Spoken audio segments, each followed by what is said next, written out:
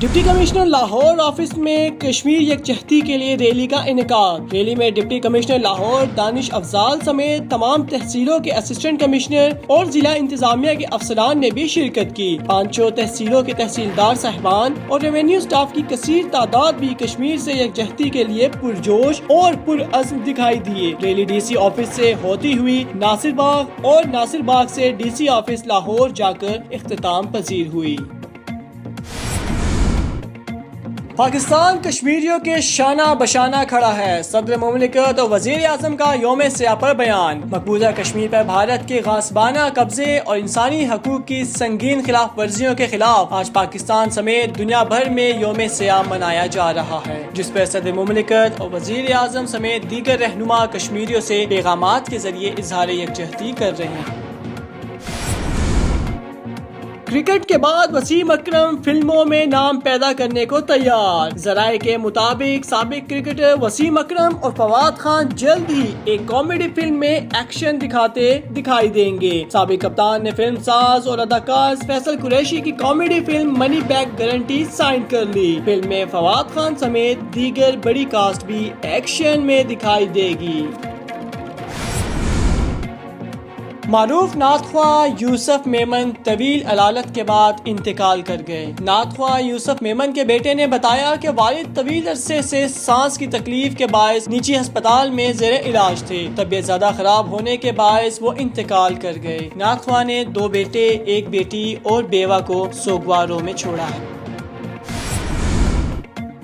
بنگلہ دیش کو شکست، پاکستانی ویمن ٹیم پہلے T20 میچ میں کامیاب۔ رومانہ احمد کی جارحانہ نصف سنچری کے باوجود پاکستانی ویمن ٹیم نے بنگلہ دیش کو پہلے T20 میچ میں 14 رن سے شکست دے کر سیریز میں برتری حاصل کر لی۔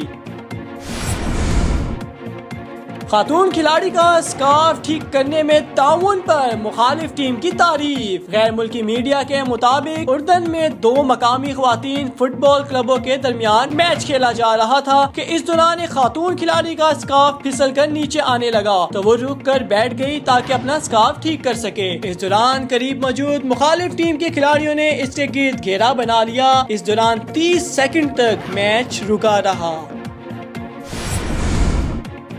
کوک اسٹوڈیو 12 کی دوسری قسط کے بلوں کو سننے والوں کی لائن لگ گئی۔ کوک اسٹوڈیو کی پہلی قسط کی شاندار کامیابی کے بعد اب اس کی دوسری قسط بھی جاری کر دی گئی اور دوسری قسط کے ماضی کے مقبول گیت بلوں کے ریمیک کو سننے والوں کی لائن لگ گئی۔ کوک اسٹوڈیو کی پہلی قسط کو گزشتہ ہفتے 18 اکتوبر کو جاری کیا گیا تھا۔ کوک اسٹوڈیو کا آغاز رواں ماہ 11 اکتوبر کو عاطف اسلم کے وہی خدا ہے سے ہوا تھا۔